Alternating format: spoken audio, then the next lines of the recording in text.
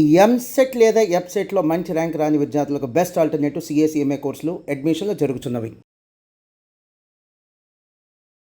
నమస్కారం, మీరు చూస్తుంది సుమన్ టీవీ. నేను మీ కీర్తి. నాతో పాటు ప్రముఖ ఆస్ట్రాలజర్ బ్రహ్మశ్రీ గౌరిగుంట్ల సురేష్ బాబు గారు ఉన్నారు. నమస్తే సురేష్ బాబు గారు. కీర్తి గారు నమస్కారం అండి. సురేష్ బాబు గారు, జూన్ నెలలో కుంభరాశి వారికి ఎలా ఉంటుందో తెలియజేస్తారా? సో కుంభరాశి వాళ్ళకి మే మంత్ చాలా చేంజెస్ వచ్చిందండి, గురుడు మారటం ద్వారా. ఆ తర్వాత ఇంతకు ముందుతో పోలిస్తే డే బై డే వీళ్ళకి చాలా బాగుంటుందండి. అది వీళ్ళకి ఎందుకంటే ఏలినాటి శనిలో లాస్ట్ వీళ్ళకి గురువు కూడా సరిగా లేరు. ఇప్పుడు గురువు అనుకూలంగా ఉండటంతో ఓవరాల్గా ఇంప్రూవ్మెంట్ ఉంటుందండి. బట్ అది డే టు డే స్లోగా ఇంప్రూవ్మెంట్ వచ్చిందండి. అది మనం సినిమాలో చూసినట్టు ఎక్దం అలా రాదు, స్లోగా ఇంప్రూవ్మెంట్ వస్తుంది. బట్ చాలా విషయాల్లో బాగుంటుందండి కుంభరాశి వాళ్ళకి. నేను నా ప్రతి వీడియోలో చెప్తూ ఉంటాను. అయితే లాస్ట్ మంత్ చాలా కాల్స్ వచ్చాయి, అంటే మీరు ఉగాది అప్పుడు అలా చెప్పారు, ఇప్పుడు ఎలా ఉందండి అలా.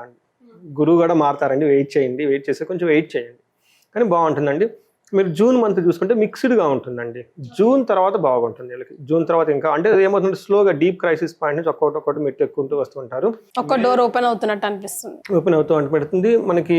జూన్ కొంచెం మిక్స్డ్గా ఉంటుంది, జూలై నుంచి అంతా బాగుంటుందని మనం చెప్పుకోవాలి. ఇప్పుడు ఇందులో నక్షత్రాలు చూసామనుకోండి, ధనిష్ట 3-4 పాదాలు, శతభిషం 1-2-3-4 పాదాలు, పూర్వభద్ర 1-2-3 పాదాలు అంతా మనకి కుంభరాశిలో ఉంటారు. పేరు బలం కనుక చూసుకుంటే వీళ్ళకి గు, గే, గో, సా, సి, సు, సే, సో, దా అన్న అక్షరాలంతా కూడా కుంభరాశిలో ఉంటారు. ఎక్కువ కామన్ పేర్లు ఆంధ్రాలో కానీ తెలంగాణ తెలుగు మాట్లాడే వాళ్ళు కుంభరాశిలోనే ఉంటారండి. పేరు బలం ఎక్కువ మంది దీనికే ఉంటారు అనమాట. బాగా పాపులర్ అయిన పేర్లు అంతా ఉంటాయి. సురేష్, సీను, సీత, గాయత్రి, ఇలా గోపాలి, చాలా పేర్లన్నీ ఇందులోనే ఉంటాయండి. బాగా మోస్ట్ పాపులర్ పేర్లు అంతా మనకి సీను అనే పేరు బాగా కామన్గా ఉంటుంది.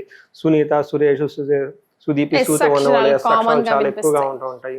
ఇవి కాకుండా మనకి గాయత్రి అనే పేరు కానివ్వండి, గోపాల్ అనే పేర్లు, చాలా పేర్లన్నీ ఇందులోనే ఉంటాయండి. బాగా పాపులర్గా పేరు బలం కనుక చూసుకుంటే చాలా మంది ఇందులోనే పడిపోతారు. అట్లీస్ట్ మనకి 40% పీపుల్ ఇందులోనే పడిపోతారు. కుంభరాశికి అంత బాగా వృద్ధి రాశి అంటారు దీన్ని. మనకి గ్రహస్థితి కనుక చూసుకుంటే సూర్య సంచారం మిథున రాశిలో, బుధ సంచారం మిథున రాశిలో, శుక్రుడు మీనంలో, కుజుడు సింహరాశిలో ఉన్నారండి. ఈ యొక్క గ్రహస్థితిని బట్టి కనుక మనం చూసుకుంటే సూక్ష్మ గోచారం, లఘు గోచారం ప్రకారం వీళ్ళకి ఎలా ఉండబోతుందంటే మానసికంగా కొంచెం అలజడి ఎక్కువగా ఉంటుంది, శారీరకంగా అలసిపోతారు, భార్యతోటి కుమారులతోటి గొడవలు వచ్చే అవకాశం ఎక్కువగా ఉంటుంది. ఓవరాల్గా చూసుకుంటే గ్రోత్ ఉంటుంది, కానీ అది వీళ్ళు ఆశించినంతగా ఉండదు. అంటే కొంచెం మిక్స్డ్గా ఉంటుంది అన్నమాట. గ్రహస్థితిని బట్టి కూడా చూసుకుంటే ఇక 5వ ఇంట్లో సూర్యుడు ఉండటం వల్ల ఏమవుతుందంటే 11th హౌస్ని దృష్టి చూడటం వల్ల మిక్స్డ్గా ఉంటుందని చెప్పాలి. ఒక రకంగా వీళ్ళకి మనీ ప్రకారంగా చాలా బాగుంటుంది.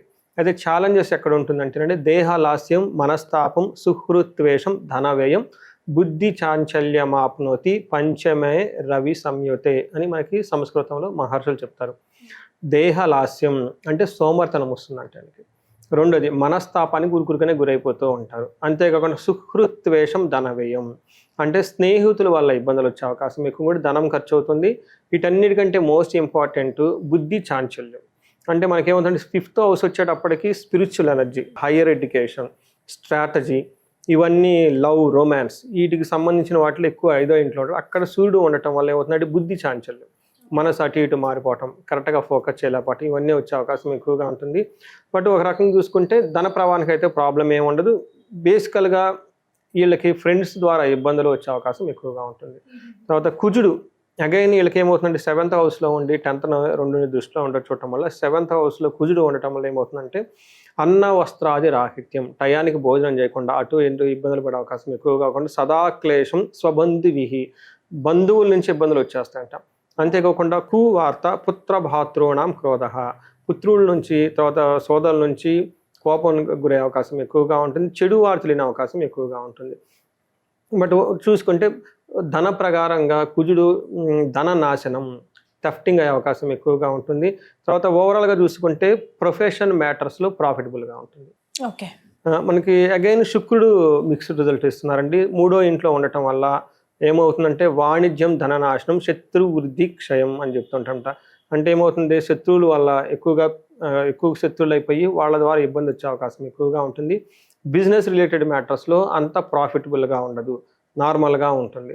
బట్ మనకేమని చెప్తారంటే పలుకుబడి, వాళ్ళకి ఏదైనా కనుక మాట్లాడితే, ఏదైనా కనుక చెప్తే ఆ మాటకి విలువ ఉండి, వీళ్ళు చెప్పిన మాటకైతే అందరికీ శిరస వహిస్తారు, మంచిగా కమాండబుల్గా ఉంటారు.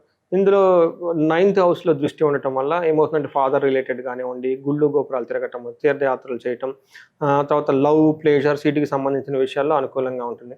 ఓవరాల్గా కనుక చూసుకుంటే కుంభరాశి వాళ్ళకి మిక్స్డ్గా ఉంటుంది. ఏదైనా డిస్టర్బెన్స్ ఉన్నా కానీ అది కూడా లైట్గా డిస్టర్బెన్స్ ఉండి సాధారణంగా ఉంటుంది. కొంచెం చూసుకొని ఏదైనా పని చేసేటప్పుడు 1-2 సార్లు వెరిఫై కనుక చేస్తే బాగుంటుందండి. సో నక్షత్రాల ప్రకారం ఎలా ఉంటుందండి వీరికి? నక్షత్రం ధనిష్ట, శతభిష, పూర్వభాద్ర 3 నక్షత్రాలు. ధనిష్ట నక్షత్రం వాళ్ళకి జయప్రదంగా ఉంటుంది, ధనప్రాప్తి ఉంటుంది, రాజ్యలాభం ఉంటుంది, ధనలాభము ఉంది. ఛాలెంజెస్ ఎక్కడ ఉన్నాయి ఏంటంటే ధనహీనత, బంధనము, భయము, ఈ 3 ఛాలెంజెస్గా ఉన్నాయి. తర్వాత శతభిష నక్షత్రం వాళ్ళకి జయప్రదంగా ఉంటుంది, ధనప్రాప్తి ఉంటుంది, తర్వాత విశేష ధనం వచ్చే అవకాశం ఎక్కువగా ఉంటుంది. ధనహీనత, బంధనము, భయం అనేది వీళ్ళకి శతభిష నక్షత్రం వాళ్ళకి ఆపోజిట్గా మనకి ఏమంటారు అన్ఫేవరబుల్గా ఉండే అవకాశం ఎక్కువగా ఉంది. పూర్వభాద్ర నక్షత్రం వాళ్ళకి జయప్రదంగా ఉంటుంది, ధనలాభము ఉంటుంది. వీళ్ళకి ఛాలెంజెస్ ధనహీనత, బంధనము. మనం క్లీన్గా గురించి చూసుకున్నాం అనుకోండి, ఈ రాశి వాళ్ళకి ధనము వస్తుంది కానీ ధనం కూడా పోతూ ఉంటుంది. ఎట్లా వస్తుందో అట్లా పోతుంది అనమాట. అలానే వీళ్ళకి విశేష ధనలాభం కూడా ఉంది, జయం కూడా ఉంది. బట్ మేజర్ వర్రీ అవ్వాల్సింది అంటే ధనహీనత, రెండోది భయం కలిపే సిచ్యువేషన్ జరుగుతూ ఉంటాయి. సో ఈ భయం నుంచి బయటకు రావడానికి వీళ్ళకి నవగ్రహాలు చుట్టూ తిరిగిన, లేదంటే శనికి తైలాభిషేకం చేసిన, వీటితో పాటు వీళ్ళకి ఇంకా మనకేమంటారంటే శ్రీశైలం మల్లికార్జున స్వామి దగ్గర దర్శించుకొని, లేదంటే అక్కడ మనకి చండీ హోమం అని చేస్తారు, అది సామూహికంగా చేస్తారు కాబట్టి అందులో కనుక చేస్తే ఈ భయపడే సిచ్యువేషన్ నుంచి బయటపడుతూ ఉంటారు. ధనహీనత, ధనంతో కనుక బాగా బాధపడుతూ ఉంటే వీళ్ళకి వాళ్ళకున్న సమస్యను బట్టి కనకదార స్తోత్రం చదవటం, స్త్రీ సూక్తం జపం వాళ్ళు చేయించుకున్నా, బయట వాళ్ళ చేత చేయించుకున్నా కానీ, లేదంటే మహాలక్ష్మి విశేష హోమం చేయించుకున్నా కానీ ఈ హోమ ప్రభావంతో వీళ్ళకి ధనం రావటం స్టార్ట్ అవుతూ ఉంటుంది అనమాట. బట్ వీళ్ళకి ఏలినాడ్సిన ప్రభావంతో ఎక్కువగా ఉండటం చేత లాస్ట్ మనకి ఉగాది రాశి ఫలాల్లో కూడా చెప్పుకున్నాం, వీళ్ళకి కుంభకోణం నవగ్రహ టెంపుల్స్ని కనుక విజిట్ చేయగలిగితే చాలా చాలా బాగుంటుంది. బట్ ప్రతి ఒక్కళ్ళకి నేనేం చెప్తానంటే ఒక్కసారి టైం ఉన్న టైంలో మహాన్యాసపూర్వక ఏకాదశి రుద్రాభిషేకం చేయించుకుంటే చాలా బాగుంటుంది. వీళ్ళు వేద ఆశీర్వాదం తీసుకున్నా కానీ బాగుంటుందండి. సో ఓవరాల్గా కుంభరాశి వారికి బాగానే ఉంటుంది.